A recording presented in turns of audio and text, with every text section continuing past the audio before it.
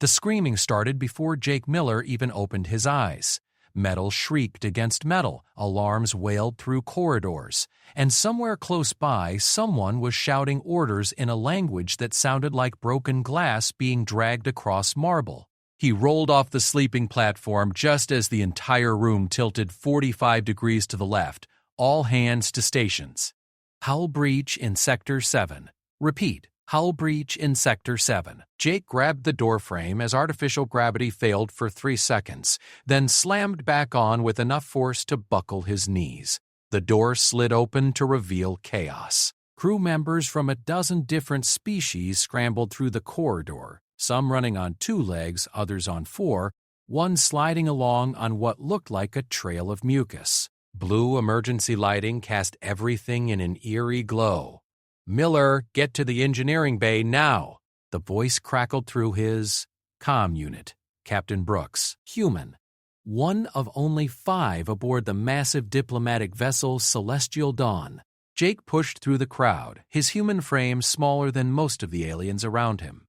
A Creolian warrior, easily 8 feet tall, with 4 arms and chitinous armor, shoved past him without a glance. Humans were considered weak in the galactic community.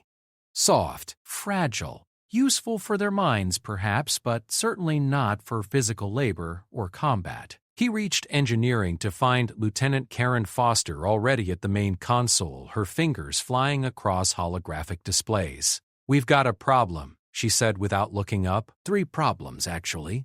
"Let me guess. The hull breach, the failing containment field, and whatever's shooting at us?" "Close. The hull breach, the failing containment field, and the fact that the Queen's ship just docked with us." Jake's stomach dropped. Queen Vexara of the Zynthian Empire. They were supposed to be meeting her fleet at the neutral zone station in 3 days. Her ship wasn't supposed to be here. Nothing was supposed to be here except empty space and a routine supply run. Why would she? The ship lurched again. This time Jake heard the unmistakable sound of docking clamps engaging. Heavy, forceful, not a friendly greeting. "They're boarding us," Karen said, her voice tight. "Captain's trying to negotiate, but they're not responding to hails." Jake accessed the security feeds. Zynthian soldiers poured through the breach, their sleek bodies moving with predatory grace. They wore armor that shimmered like oil on water, and each carried weapons that hummed with barely contained energy. Behind them, flanked by her royal guard, came Queen Vexara herself. Jake had seen images of her before. Everyone had. She was famous throughout the galaxy, both for her beauty and her ruthlessness. 7 feet of elegant lethality with skin that shifted between deep violet and midnight blue depending on her mood. Her eyes were solid silver without pupils, and they missed nothing. 4 arms, like all Zynthians, each one capable of crushing steel. Or, so the report said. "They're heading for the bridge," Karen whispered. "Jake, they're not here for negotiations. Look at their weapons. Those are charged. They're here for something else." Jake's mind raced. The Celestial Dawn carried diplomatic cargo, treaties, trade agreements, biological samples from a dozen worlds. Information that could shift the balance of power in 3 sectors. If the Zynthians wanted it badly enough to commit an act of war, "Get me a layout of their insertion point," Jake said, "and access the cargo manifest. Whatever they want, we need to know what it is before they find it." Karen's fingers danced across the console. "Jake, you're a maintenance tech. What are you?" "Just do it." The feeds showed Zynthian soldiers spreading through the ship with military precision. They knew exactly where they were going. This wasn't a random attack. They had intelligence. Someone had told them what was on board and where to find it. Queen Vexara moved through the corridors like she owned them. Her silver eyes scanned each intersection, each doorway. When a junior officer tried to block her path, one of her guards simply picked him up with 2 arms and set him aside like he weighed nothing. They didn't even draw weapons. They didn't need to. "Got it," Karen said. "Cargo Bay 12. There's something in there that's not on the official manifest." "Classified. Captain's eyes only." "Can you access it?" "Not without triggering every alarm on the ship." Jake watched the feeds. The Zynthian forces were moving methodically toward Cargo Bay 12. They would reach it in less than 3 minutes. Queen Vexara herself was taking a different route, faster, probably expecting resistance at the bridge. He made a decision that would change everything. I'm going to Cargo Bay 12. Are you insane? You'll run right into them. That's the idea. Jake ran. The battle for the cargo bay had already begun when Jake arrived. 3 security officers held a defensive position behind overturned crates, their pulse rifles laying down suppressing fire against a dozen Synthian soldiers. The soldiers advanced steadily, their personal shields absorbing most of the incoming shots. It wasn't a fight. It was a countdown to inevitable defeat. Jake slid behind cover next to Sergeant Lisa Cooper, who glanced at him with wild eyes. "Miller, what the hell are you doing here? Get to an escape pod." "What's in the cargo container?" Jake shouted over the sound of weapons fire. "How should I know?" It came aboard under Level 9 security. Only the captain. Her words cut off as a Xinthian plasma bolt punched through her cover and sent her sprawling. Her armor had absorbed most of it, but she wasn't getting up anytime soon. Jake grabbed her rifle. He'd qualified on basic weapons during his service training, but that was years ago, and he'd never actually fired at another living being. His hand shook as he checked the charge. 40%. Maybe enough. The Xinthian soldiers advanced. They were taking their time now, confident. Why rush when your enemy was already beaten? One of them barked something in their language, probably a demand for surrender. When the remaining security officers didn't respond, the Xinthians prepared for a final push. That's when Jake stepped out from cover.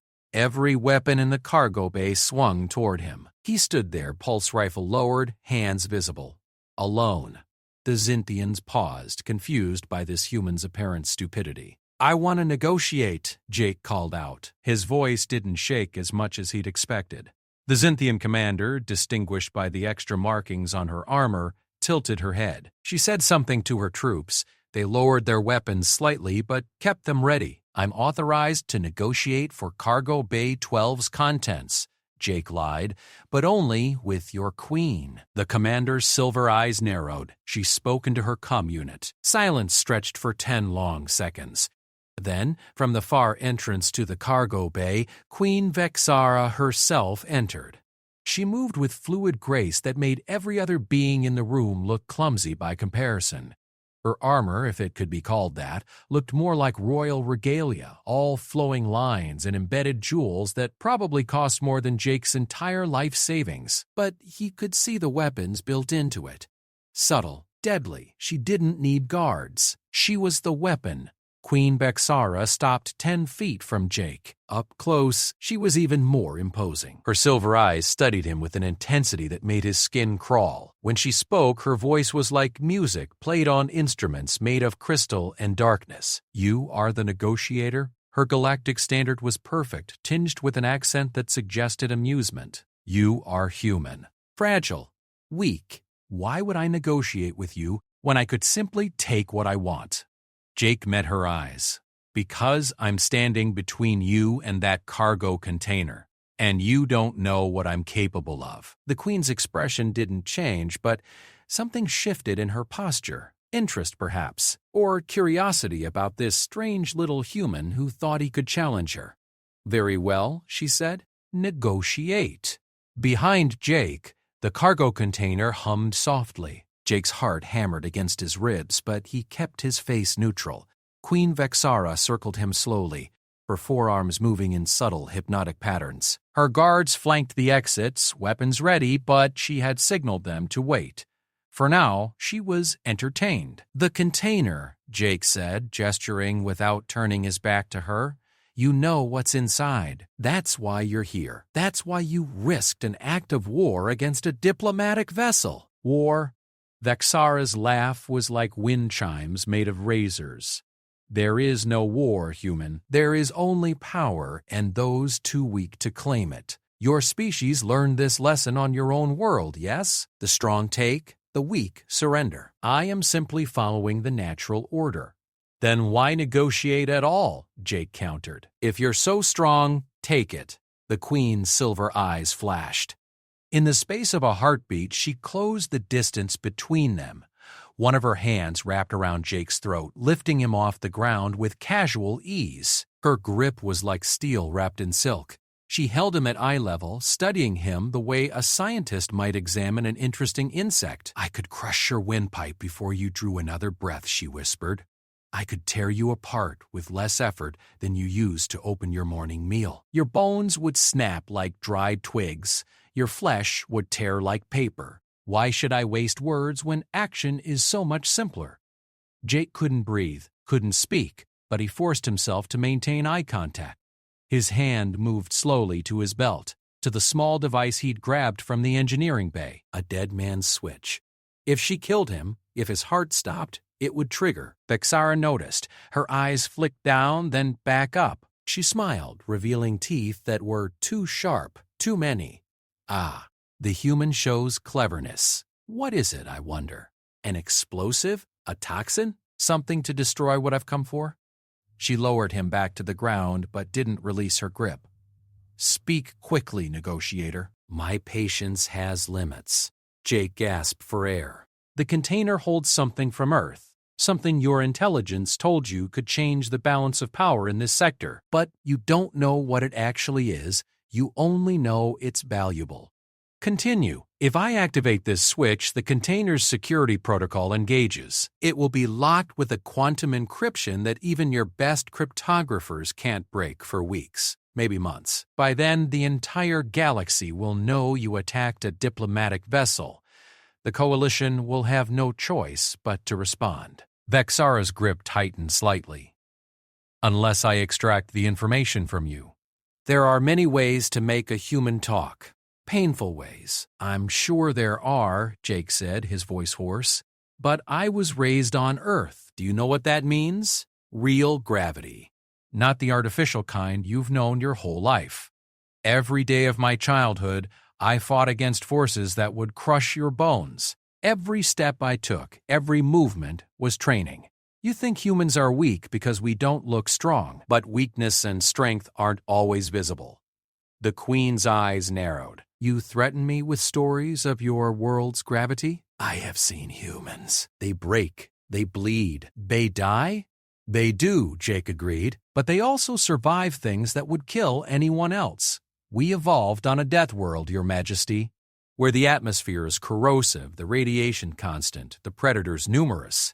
We're not built for elegance. We're built to endure." Something flickered across Vexara's face. Not quite respect, but perhaps reassessment. She released his throat and stepped back. "Then demonstrate. Show me this human endurance." Before Jake could respond, she struck him with one of her lower arms.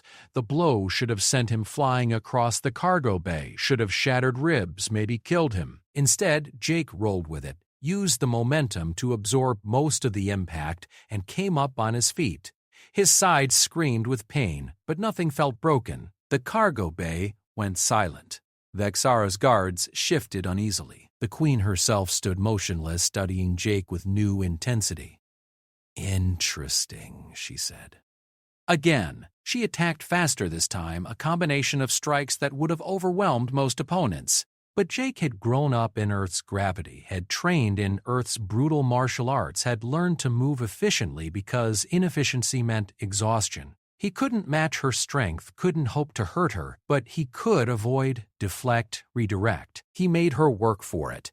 After 30 seconds, Vexara stopped. She wasn't even breathing hard, but there was something different in her eyes now. Recognition, perhaps. The acknowledgement that this human was not quite what she had expected. "You fight well for prey," she said, "but you cannot win. Eventually, fatigue will claim you. Eventually, I will take what I came for." Jake straightened, wincing at the pain in his side. "Maybe, but by then, every ship in this sector will have received the distress signal. The Coalition fleet will arrive. You'll have started a war you can't win, not against the combined forces of 3 sectors, and all because you were too impatient to negotiate. What do you want?" The question was sharp, direct. "Safe passage for this ship and crew. You take the container, we go free. No pursuit, no retaliation. Vexara laughed. You bargain from weakness and demand everything? Bold. Foolish, but bold. She walked to the container, placed one hand on its surface. Do you know what this contains, human? Do you truly understand what you're protecting? Does it matter? It does, because if you knew, you would give it to me freely. She turned back to him. This container holds samples of Earth's microbial life, specifically bacteria and viruses that have never existed beyond your world. My scientists believe they can be weaponized, a plague to which only humans would be immune. With it, I could cleanse entire worlds, leaving only my species and yours. We could divide the galaxy between us. Jake felt his blood run cold. You're insane. I'm practical. Your species is young, naive, clinging to ideals of cooperation and peace. But you have potential. Partnered with the Zintian Empire, humans could rise to prominence. Refuse, and your species remains what it is now. Tolerated, dismissed, powerless. We'd rather be powerless than become monsters. Vexara's expression hardened. Then you have chosen. She gestured to her guards. Kill him. Take the container. The first guard raised her weapon. Jake's thumb moved to the dead man's switch. This was it. He'd failed. At least he'd tried to. The cargo bay doors exploded inward. Captain Brooks stormed through, followed by Lieutenant Karen Foster and 20 crew members in full combat armor. Behind them, through the ship's internal sensors, Jake could see more human crew members flooding through the corridors, armed and organized. They'd been rallying while Jake bought them time. Queen Vexara, Brooks said, her voice carrying the authority of someone who'd commanded starships for 30 years. Stand down. You're surrounded. The Queen looked around the cargo bay, calculating. Her dozen soldiers against 30 armed crew members in defensive positions. Possible, but costly. She turned her gaze back to Jake. This one, she said, pointing at Jake. He fought me, stood against me when he should have cowered. Tell me his name. Jake Miller, Brooks said carefully. Maintenance. Maintenance. Vexara repeated, and this time there was definitely amusement in her voice. Not a warrior, not a trained combatant. No, Your Majesty, just an engineer. The Queen walked up to Jake, close enough that he could see the subtle color shifts in her skin, purple to blue to something darker. She placed one hand on his shoulder, her grip firm but not painful. Jake Miller, she said softly, so only he could hear. You have impressed me. This is rare. When I return to my empire, I will tell stories of the human maintenance worker who dared to challenge a queen. Perhaps your species is not as weak as we believed. She stepped back, raised her voice. We withdraw. The container remains with the celestial dawn. She glanced at her guards. Stand down. The Cynthian soldiers looked confused but obeyed. They began to retreat, maintaining formation, weapons still ready but no longer aimed. This isn't over, Vexara said to Captain Brooks. I came here believing humans were soft, easily dominated, but this one showed me something different. Perhaps we should reconsider our approach to your species. Perhaps you should reconsider attacking diplomatic vessels, Brooks replied coldly. Perhaps. Vexara moved toward the exit, her guards forming up around her. At the doorway, she paused and looked back at Jake. If you ever tire of maintenance work, Jake Miller, the Zintian Empire, could use someone with your spirit. Consider it an open invitation. Then she was gone, her troops flowing out behind her like a dark tide receding. The moment the Zintians were clear, the cargo bay erupted in chaos. Medical teams rushed in to treat the wounded. Security locked down all access points. Captain Brooks barked orders reorganizing the crew, preparing for a possible second attack. Jake slumped against a crate, the adrenaline finally wearing off. His whole body ached. His throat felt like raw meat. His side would be black and blue for weeks. But he was alive. They were all alive. Karen Foster appeared beside him, carrying a medical scanner. That was either the bravest or stupidest thing I've ever seen. I haven't decided which. Both. Jake managed. Definitely both. You know she could have killed you with one hand? I noticed. And you stood up to her anyway? Jake looked at the cargo container, at the device that supposedly held Earth's microbial life, potential weapons of mass destruction. Someone had to.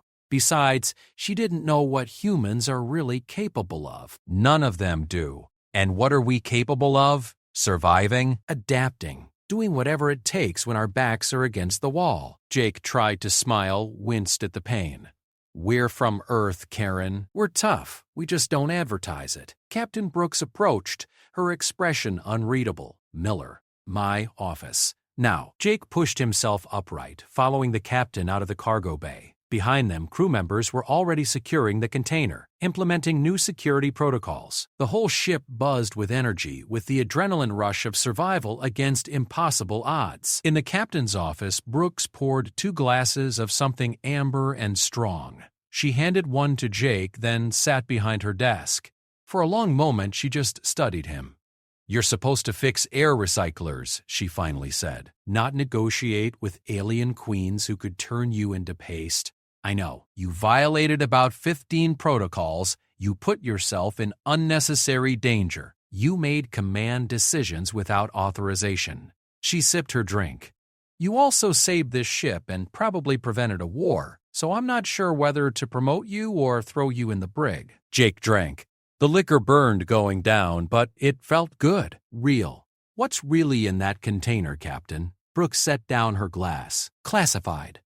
After what just happened, still classified. But I can tell you this much. The Queen was wrong. It's not biological weapons. It's something else. Something that could indeed shift power dynamics in multiple sectors, but not through violence." She leaned forward, "And now every major power in the galaxy knows we have it. The Zynthians won't be the last ones who try to take it. Then we need better security. We need more than that." Brooke stood, walked to the viewport that showed stars streaming past as the ship jumped to faster-than-light speeds.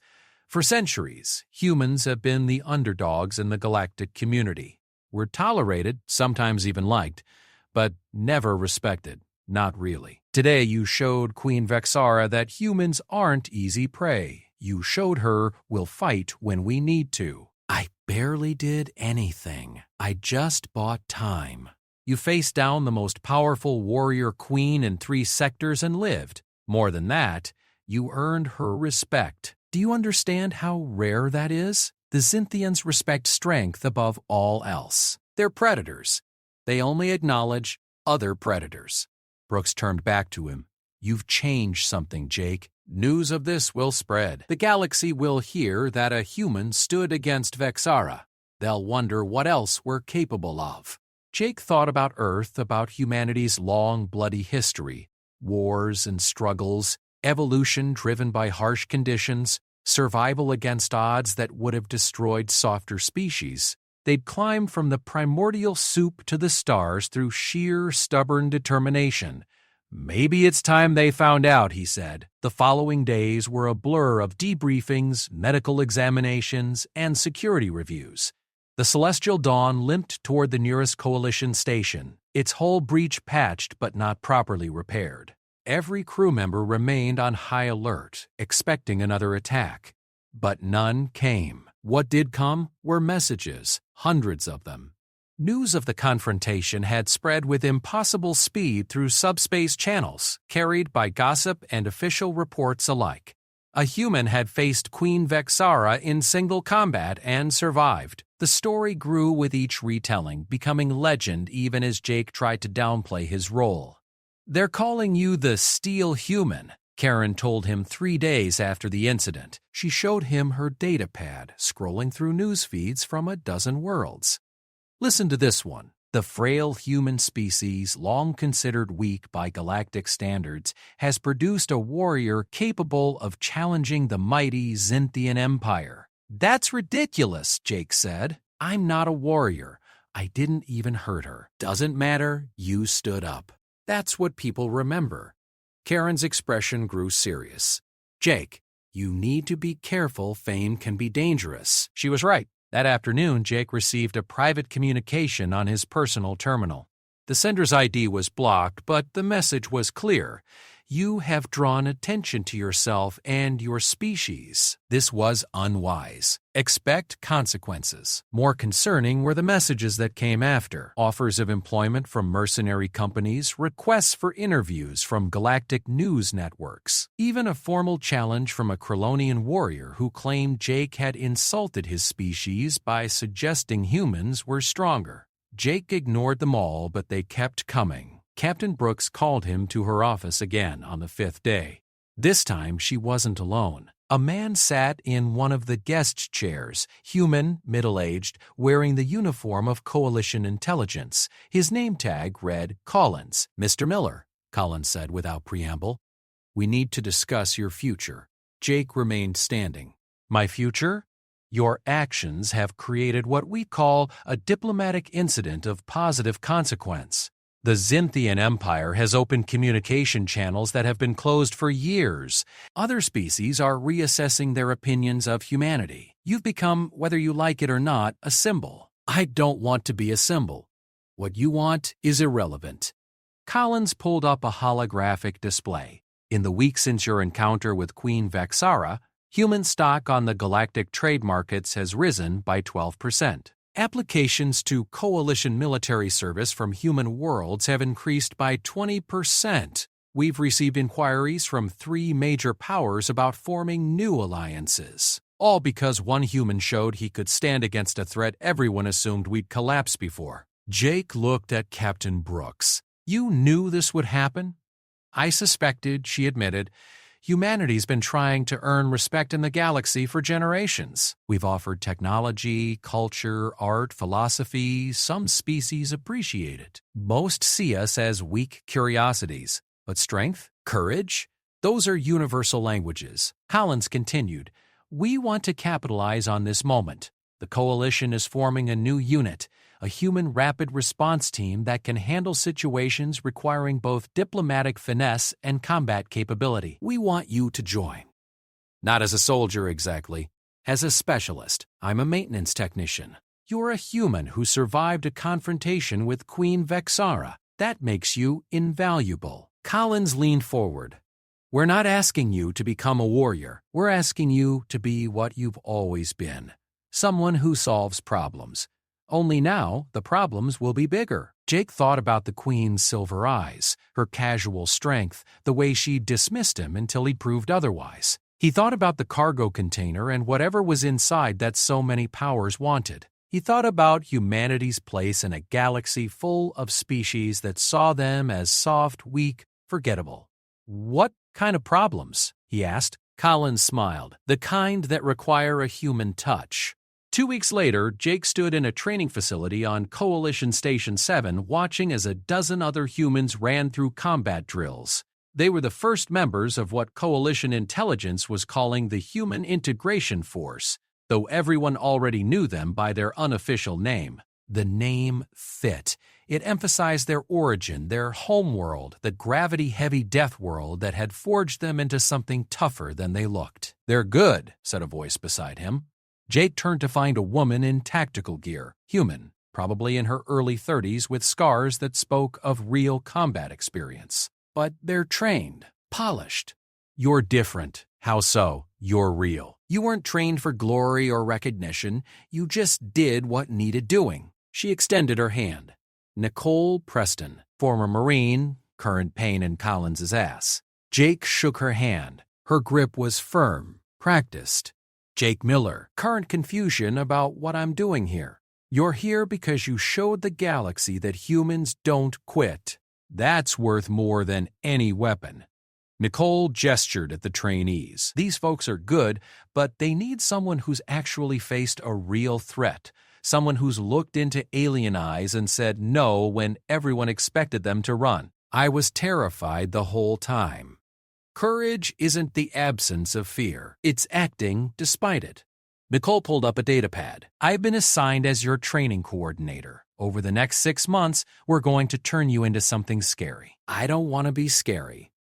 "Too late. Queen Vexara already thinks you are. Now we just need to make sure you can back it up." She started walking toward the training floor. Come on, time to see what you're actually capable of. The training was brutal.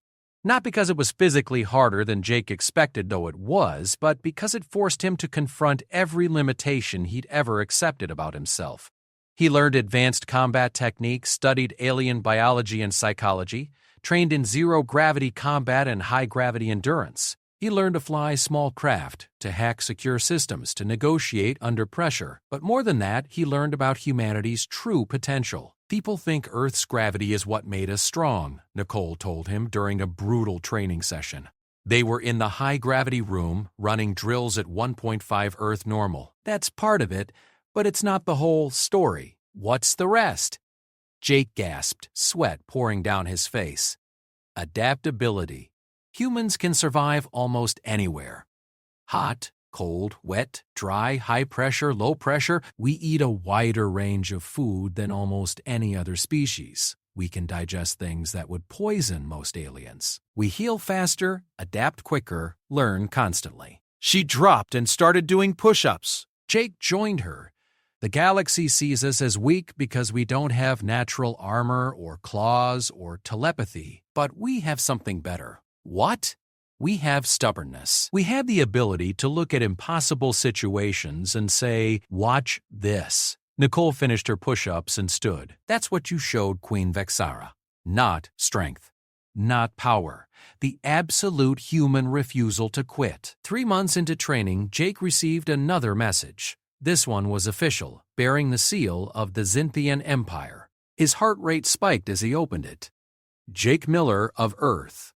I extend formal invitation to visit Cynthia Prime as honored guest of the Imperial Court. Your courage has earned respect of the Empire. We would know more of your species and their potential. This invitation expires in 30 solar days. Respond directly to royal channels. Signed, Queen Vexara, Sovereign of the Zintian Empire, Protector of the Seven Systems, First among the Strong. Jake stared at the message for a long time. Then he forwarded it to Collins and Nicole. They met in a secure briefing room. Collins looked excited. Nicole looked suspicious. This is a trap, Nicole said immediately. Vexara doesn't invite people to her homeworld unless she plans to use them somehow. Maybe, Collins agreed. But it's also an unprecedented opportunity. No human has ever been formally invited to Cynthia Prime. Their society is closed, secretive. This could open doors for humanity that have been locked for centuries. Or it could get Jake killed. There's that risk, yes. Jake listened to them argue, watched the holographic display showing intelligence reports on Cynthia Prime. The planet was beautiful in a deadly way, all sharp mountains and deep oceans, forests of crystalline trees that could slice flesh like razors. The Zintians had evolved in an environment as harsh as Earth, but in different ways. Where humans had adapted to gravity and persistence hunting, Zintians had adapted to speed and ambush tactics. I'll go, Jake said. Nicole and Collins both turned to him. Absolutely not, Nicole started. It's decided, Jake interrupted. This is exactly why I'm here, right? To be the human face for situations that require both diplomacy and strength. This is that. Collins nodded slowly. You'll need preparation. Cultural briefings, language training, survival protocols. The Zintians respect strength, but they also have complex social hierarchies and customs. One wrong move could be fatal. When do we start? Now. The next 4 weeks were a crash course in Zintian culture. Jake learned that their society was built on a concept they called the proving, the idea that worth must be demonstrated through action. Words were considered weak, empty. Only deeds mattered. This explained Vexara's reaction to him, her shift from dismissal to respect after he'd stood and fought. He learned their language, a complex system of sounds and gestures that required all 4 hands to speak properly. Humans with only 2 hands were at a disadvantage, but the Zintians had developed a simplified version for species with limited appendages. Using it was considered somewhat insulting, like baby talk, but it was better than not communicating at all. He learned about their food, their architecture, their art. Everything in Zintian culture centered on the concept of elegant lethality, beautiful but dangerous. Their poetry was written with edged tools on crystal tablets. Their music incorporated frequencies that could shatter glass. Their dance was indistinguishable from combat. Remember, Nicole told him the night before departure, Vexara sees you as an interesting specimen.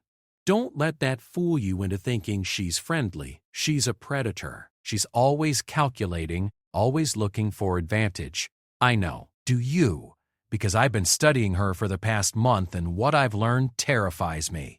She's personally killed over 300 opponents in ritual combat. She's crushed 2 rebellions and expanded her empire by force. She's brilliant, ruthless, and she never does anything without multiple layers of strategy. Then why invite me? That's what scares me. I don't know. Nicole placed a hand on his shoulder. Be careful, Jake.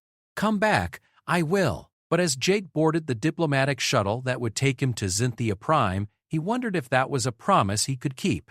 The journey to Xynthia Prime took 6 days through multiple jump points. Jake traveled with a small diplomatic team, an ambassador, 2 security personnel, and a cultural liaison. They briefed him constantly, drilling protocols and customs until he dreamed in Xynthian social hierarchies. When you meet the Queen, Ambassador Chen explained, you'll be expected to demonstrate your worth immediately. She won't accept words. She'll want to see action. What kind of action? Unknown. Every visiting dignitary has faced a different test. A Krylonian warrior was asked to hunt one of their mountain predators. A Thessian diplomat was challenged to survive in the crystal forests for 3 days. A merchant prince from the core worlds had to navigate their capital city's political intrigues and identify a traitor. So I should expect anything? Exactly. Jake looked out the viewport at the stars streaking past.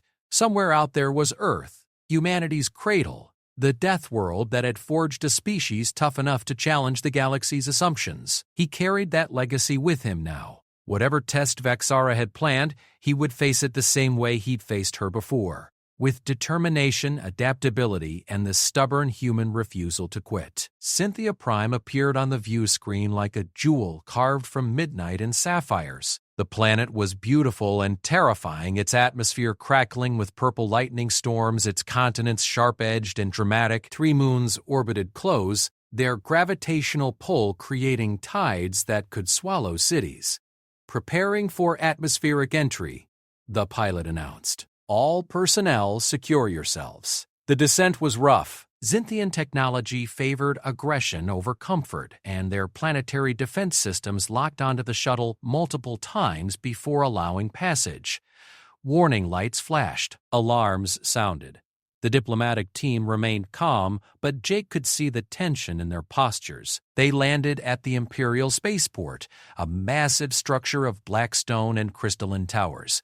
The moment the shuttle doors opened, Jake felt the difference. The gravity was slightly higher than Earth standard, and the air tasted of ozone and something sweet he couldn't identify.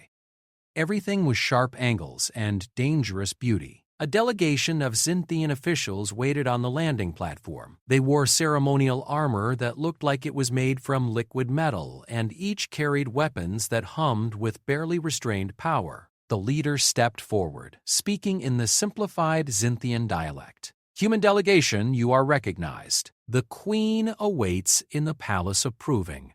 Follow. They were loaded into transports that moved with uncomfortable speed through the capital city. Jake watched through the windows as Xynthia Prime revealed itself. Buildings that looked like they'd been grown rather than built, streets filled with Xynthians, moving with predatory grace. Everywhere, evidence of a culture built on strength and beauty in equal measure.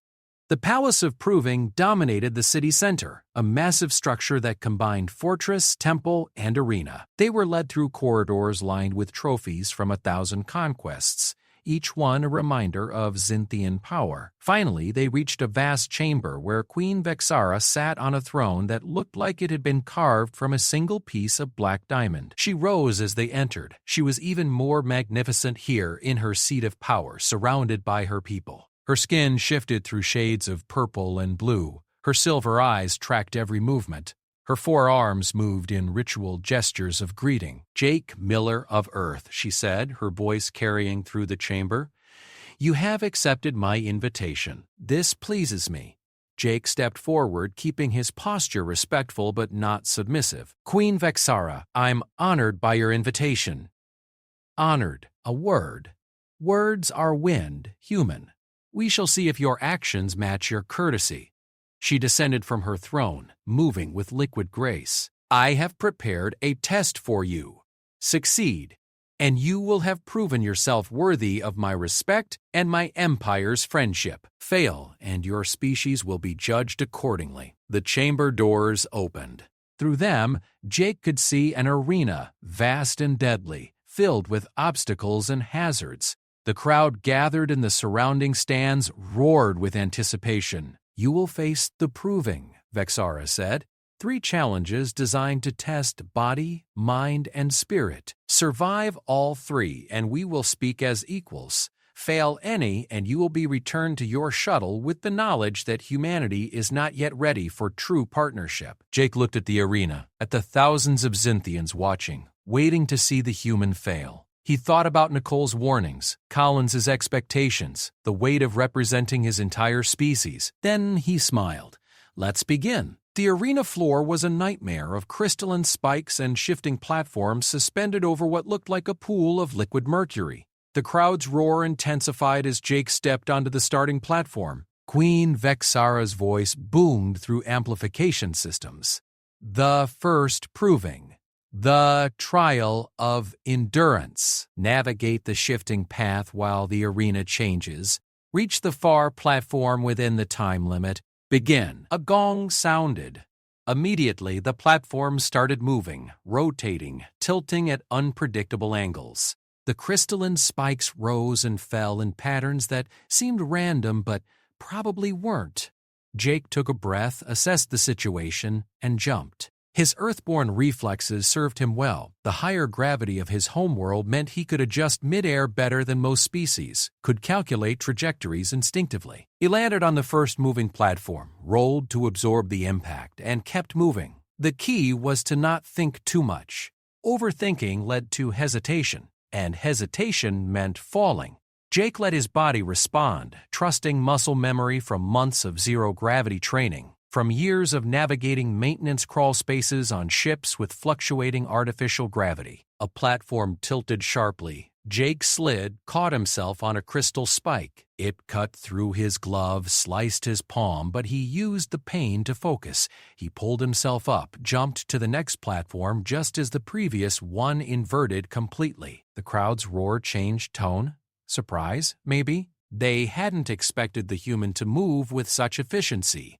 Jake reached a section where platforms moved in opposing directions, creating a gap that seemed impossible to cross. He watched the pattern for 3 seconds, saw the moment when 2 platforms would align briefly, and launched himself across. He made it, barely, his fingers catching the edge. He hauled himself up, ignoring the blood from his cut palm. Impressive, Vexara's voice echoed, but the trial has only begun. The arena configuration changed. Platforms started moving faster, spikes rose more frequently, and new obstacles appeared. Jets of superheated steam, sections of the floor that suddenly dropped away, holographic projections designed to confuse and disorient. Jake adapted. When steam blocked his path, he waited for the pattern, then moved through the gaps. When floors dropped, he jumped before they fell. When holograms tried to trick him, he focused on the physical platforms, trusting touch over sight. He was halfway across when fatigue started to set in. His muscles screamed. His injured hand throbbed. His lungs burned from the exertion. But he'd been trained for this. Nicole's brutal sessions in the high-gravity room, the endurance drills that pushed him past every limit. He drew on that training now, pushed through the pain. The final platform was 20 feet away. Between him and it was a gap with no platforms, just open air and the mercury pool below. The crowd went silent, watching to see what the human would do. Jake looked up. Above the arena, support cables held lighting equipment. They were 15 feet overhead.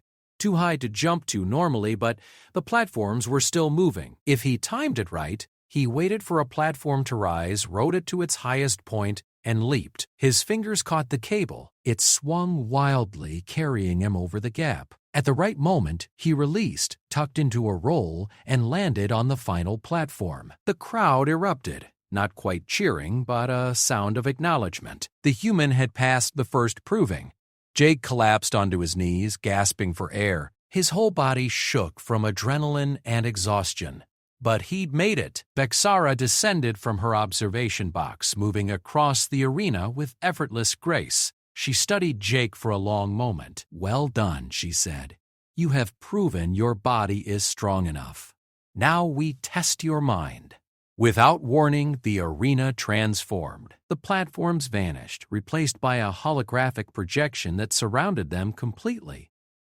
Jake found himself standing in what looked like a Zynthian war room, complete with tactical displays showing ship movements and planetary defenses. "The second proving the trial of strategy," Vexara announced. "Before you is a tactical situation. My empire faces invasion from a coalition of lesser powers. They have superior numbers. We have superior technology and, warriors. You will command my fleet. Win the engagement, and you pass. Lose, and you fail." Jake stared at the displays. Hundreds of enemy ships converged on Zynthian positions. The numbers looked overwhelming, but he noticed something. The enemy fleet was diverse, made up of ships from multiple species, each with different capabilities and weaknesses. "How long do I have," he asked, "until your fleet is destroyed or the enemy is routed?" Time is relative in battle. Jake studied the situation. His mind raced through everything he'd learned about Zynthian military doctrine, about the species represented in the enemy coalition, about basic tactical principles. The Zynthians favored aggressive, direct assault. Their ships were fast, heavily armed, designed for close-range combat, but the enemy knew this. Their formation was spread out, designed to prevent the Zynthians from using their close-range advantage. They would try to wear down the Zynthian fleet with long-range fire. "Orders?" Vexara prompted. The simulation was running, the enemy fleet advancing. Jake made his decision. Divide the fleet into 3 groups. First group engages the enemy head-on, full aggression. Make them think we're doing what they expect. On the displays, Zynthian ships broke formation and charged. The enemy responded, concentrating fire on the charging ships. Second group flanks left, targeting the Theshan vessels. They're support ships with powerful shields but weak weapons. Take them out first. "Bold," Vexara commented. "Unconventional. Continue." Third group goes high, uses the planet's gravity well to slingshot around and hit them from behind. Focus on the command ships. Cut off their coordination. The simulation played out.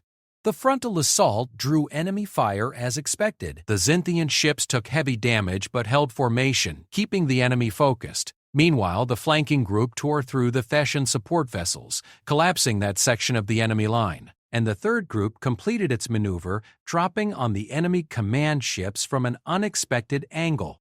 The enemy coalition started to fragment. Without their support vessels and with their command structure disrupted, individual species groups began operating independently. The Zynthian fleet exploited the confusion, picking off isolated groups. Victory wasn't quick or easy, but it was decisive. When the simulation ended, 2/3 of the Zynthian fleet remained operational. The enemy was routed. The war room hologram faded. Jake found himself back in the arena, Vexara standing before him with an expression he couldn't read. "You sacrificed the first group," she said. "Used them as bait, bold for a species that claims to value every life." "I minimized casualties," Jake countered. "A frontal assault against that formation would have destroyed the entire fleet. This way most survived. Most, not all. In war, perfection is impossible. You do the best you can with what you have." Something flickered in Vexara's eyes. "You think like a warrior, like a leader. This surprises me. Humans are supposed to be soft, compassionate to a fault. We are compassionate, but we're also practical. Earth taught us that survival sometimes requires hard choices." Vexara nodded slowly. 2 trials passed, 1 remains. The trial of spirit. This one will be different. The arena transformed again, but this time it became something simpler. Just an empty space lit from above with 2 circles marked on the floor. Vexara stepped into one circle. She gestured for Jake to enter the other. "The final trial is simple," she said. "We will fight. Not to death, but until one of us yields or cannot continue. This will show me your true spirit, your willingness to stand against overwhelming force." Jake's heart sank. He'd known this might happen, but he'd hoped to avoid it. Fighting Vexara was suicide. She was stronger, faster, more skilled. He'd survived their first encounter by surprising her and buying time. In a real fight, he had no chance. But refusing meant failure, meant humanity would be judged as weak. He stepped into the circle. "No weapons," Vexara said, removing her ceremonial blade. "No armor, just strength against strength." She was giving him every advantage she could while still maintaining the test's integrity. Jake understood this wasn't about winning. It was about showing he wouldn't quit. The gong sounded. Vexara moved like lightning. Her first strike would have taken Jake's head off if he hadn't ducked. Her second would have broken his ribs if he hadn't twisted away. She was holding back, he realized, testing him, seeing how he responded. Jake couldn't match her strength, so he didn't try. He used mobility, used angles, used every trick Nicole had taught him. When Vexara struck with her upper arms, he targeted her lower ones. When she advanced, he circled. When she grabbed, he slipped free. He couldn't win, but he could make her work for it. 3 minutes in, Vexara increased her intensity. Her strikes came faster, her movements more aggressive. She caught Jake with a blow to the shoulder that sent him spinning. He rolled with it, came up in a defensive stance. "You're tiring," Vexara observed, "but you haven't yielded." "Why not?" "Because I'm human," Jake gasped. "We don't quit," she smiled, showing those 2 sharp teeth. "Show me." She attacked with everything she had. Jake defended desperately, knowing each block cost him energy he couldn't spare. His muscles screamed. His lungs burned. His vision started to narrow from exhaustion. But he didn't quit. He couldn't match her strength, so he targeted precision points. The Cynthian body had pressure points just like any other species. Not enough to hurt her, but enough to disrupt her balance, to make her movements momentarily awkward. He couldn't match her speed, so he predicted where she would be. Years of maintenance work had taught him to think in systems, in patterns. He started reading her movements, anticipating her attacks. He couldn't match her skill, so he made her confused. He mixed techniques from different Earth martial arts, creating combinations she hadn't seen before, couldn't predict. And slowly, incredibly, the crowd's roar changed again. They weren't watching an execution. They were watching a fight. Vexara's eyes blazed with something that might have been excitement. She pressed harder, forced Jake to his limits and beyond. He fell twice, got back up both times. She caught him with a blow that would have killed a weaker being, but Jake's earth-forged bones held. "Enough!" Vexara suddenly called out. She stepped back, all 4 arms raised in a gesture that Jake recognized as respectful acknowledgement. The trial is complete. The human has proven himself. Jake collapsed to his knees, unable to stand. Every part of his body hurt, but he was alive and he hadn't quit. Vexara approached, offered one of her hands. Jake took it, let her pull him to his feet. The crowd sound reached a crescendo, a mix of roars and what might have been approval. "Jake Miller of Earth," Vexara said, loud enough for everyone to hear. "You have completed the 3 provings. You have demonstrated endurance, strategy, and spirit. You have earned the respect of the Zynthian Empire. From this moment forward, you are declared battle friend, honored guest of our people." She turned to address the crowd. "Let it be known across all worlds that humanity is not weak. They are different, yes, but they possess a strength that runs deeper than muscle or claw. They possess will. They possess determination. They possess the spirit to stand against any challenge." The crowd roared approval. Jake could barely process what was happening. He'd passed. Against all odds, he'd actually passed. Later, in a private chamber within the palace, Jake sat with medical attention being provided for his injuries. Nothing was broken, surprisingly, though he'd have spectacular bruises. A medical technician wrapped his hand where the crystal spike had cut him. Queen Vexara entered, alone this time. She'd removed her ceremonial armor, wearing something simpler but still elegant. She carried 2 glasses filled with a luminescent liquid. "Zynthian victory wine," she said, offering him one. Traditionally shared between warriors after battle. Jake took it carefully. "I didn't win. You survived. Against me, that is victory enough." She sat across from him, studying him with those unsettling silver eyes. "I must confess something, Jake Miller. The trials were designed to be difficult but not impossible. I wanted to see how you would face challenges that seemed overwhelming, whether you would break or bend. And you bent. You adapted. You found ways to succeed that I had not anticipated. This is your species' strength, I think. Humans look at impossible situations and somehow find the crack, the weakness, the unexpected solution. We're good at improvising. More than that, you are good at surviving." Vexara sipped her wine. "I have studied your history, your world. Earth has tried to kill humanity since the beginning. Predators, diseases, disasters, even your own weapons turned against you. By all logic, your species should have gone extinct long ago. But you didn't. You thrived. You reached the stars. We're stubborn. You are magnificent." The words surprised Jake. Vexara continued, "When I first saw you on the Celestial Dawn, I dismissed you. Another weak species, easily controlled. But you stood against me, not with arrogance or bravado, but with quiet determination. You did what needed to be done regardless of the cost. I was terrified. Of course, only a fool feels no fear. True courage is acting despite fear."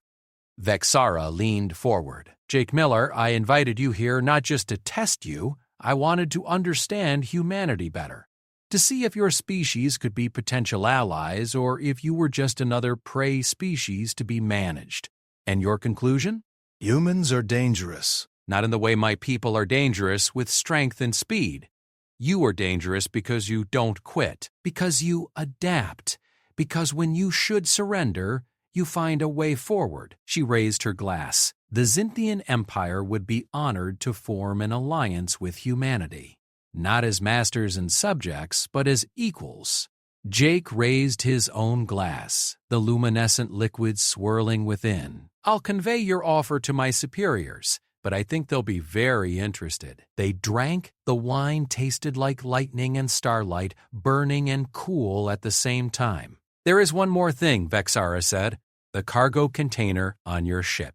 The one I tried to take. I know now what it contains." Jake tensed. "How?" "I have my sources. It's not biological weapons as I initially believed. It's something far more valuable. Information. Research. Earth's complete biological and technological database compiled for trading with other species." She smiled. "You are protecting not a weapon, but knowledge. Very human. We believe information should be shared, but carefully, with trust. And I attacked your ship, violated that trust. For this, I apologize. It is not common for a Cynthian queen to apologize, but you have earned it." Jake nodded acceptance. Apology accepted? Good? Vexara stood. "Tomorrow we will meet formally to discuss alliance terms. Tonight, you rest. You have earned it, battle friend Jake Miller." She left, moving with that predatory grace. Jake sat alone, processing everything that had happened. He'd come to Cynthia Prime expecting to maybe survive. Instead, he'd forged a bond between two species, opened doors for humanity that had been locked for centuries. And he'd done it not through superior strength or technology, but by being human, by adapting, surviving, refusing to quit. The following months were a whirlwind of diplomatic activity. The alliance between humanity and the Zynthian Empire sent shockwaves through the galactic community. Other species scrambled to reassess their positions, to form their own alliances or stand against this new partnership. Jake returned to Coalition Station 7 a celebrity. News crews wanted interviews. Governments wanted briefings. Even other alien species wanted to meet the human who had earned Queen Vexara's respect. But Jake found himself uncomfortable with the attention. He'd never wanted to be famous, had never sought the spotlight. He was just an engineer who'd done what needed doing. "You need to embrace this," Collins told him during a debriefing. "Whether you like it or not, you've become a symbol of human potential. People look at you and see what they could be. I'm just one person. You're proof that humans can stand with the galaxy's strongest. That we're not just background characters in someone else's story." Collins pulled up reports on his datapad. "Since your visit to Xynthia Prime, human enrollment in the Coalition military is up 40%. Human businesses are receiving more contracts. Human colonies are seeing increased immigration. You've changed how the galaxy sees us." Nicole was more direct. "You started something, Jake. Now you have to help finish it." "What do you mean?" "The Terran Force. It's expanding. Collins wants to create multiple teams, each one specializing in different aspects of human-alien relations. We need leaders for those teams, people who understand what it means to represent humanity. I'm not a leader." "You faced down a queen, survived ritual combat. You're exactly a leader." Nicole's expression softened.